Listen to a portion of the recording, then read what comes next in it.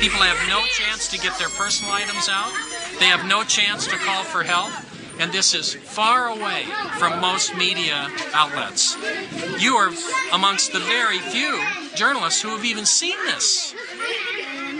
European or American journalists who have even been here because people are afraid to come or it's too hard to come.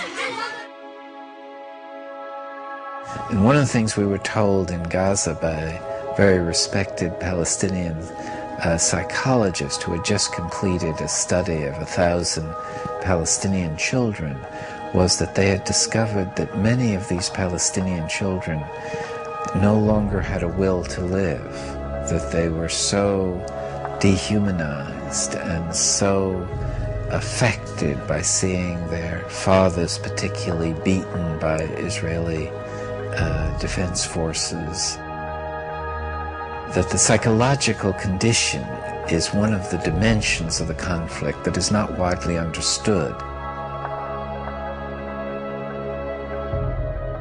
Palestinians called for an international observer force that would stop the violence, but this action was blocked by Israel. Finally, a group of Palestinian and Israeli human rights activists together created the International Solidarity Movement, which has brought people from around the world of all ages and backgrounds to provide a nonviolent international presence to try to fill this need. Rachel Corrie, a 23-year-old American student, went to Gaza to join in these efforts, sending back emails to her parents. I have been in Palestine for 2 weeks and 1 hour now, and I still have very few words to describe what I see. It is most difficult for me to think about what's going on here when I sit down to write back to the United States. Something about the virtual portal into luxury. I don't know if many of the children here have ever existed without tank shell holes in their walls, and the towers of an occupying army surveying them constantly from the near horizons. I think, although I'm not entirely sure, that even the smallest of these children understand that life is not like this everywhere. It was Sunday afternoon in Charlotte, about noon actually, and I received a phone call, and my son-in-law, Kelly, was on the phone, and he asked if Craig was there. And something about the way he asked made me realize, I felt right away that something was wrong. And then I asked, why, Kelly? And he hesitated for a minute, and he said, we've had some very sad news. And then my daughter, Sarah, I could hear her in the background, and she got on the telephone, and she said, Mom, it's Rachel.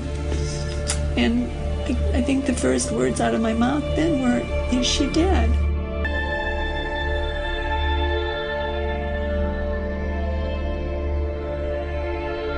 We were opposing the demolition of farmland and other property, Palestinian property by Israeli destruction forces and bulldozers.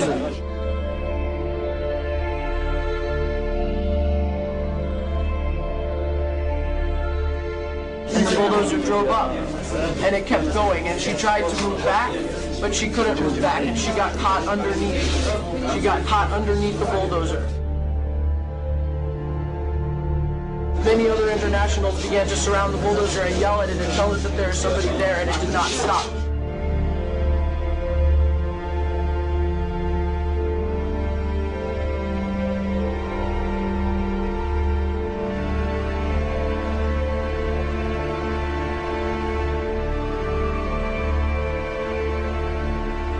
Where Rachel was killed, she was protecting a doctor's home. And that's important to realize. And the 3 children, his wife, she knew that family, and that doctor felt that Rachel was like a daughter to him. He bought that house. It was in the middle of the neighborhood. There were other rows of houses between his house and the border.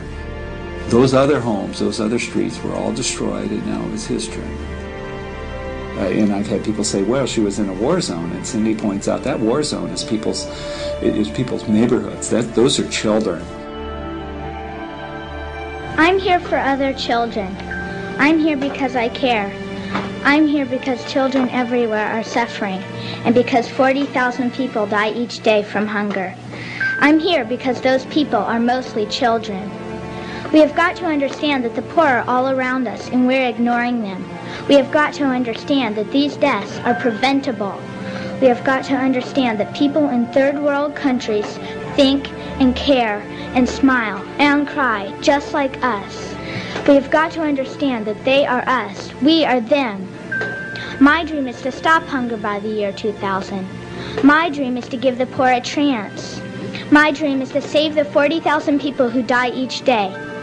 My dream can and will come true if we all look into the future and see the light that shines there.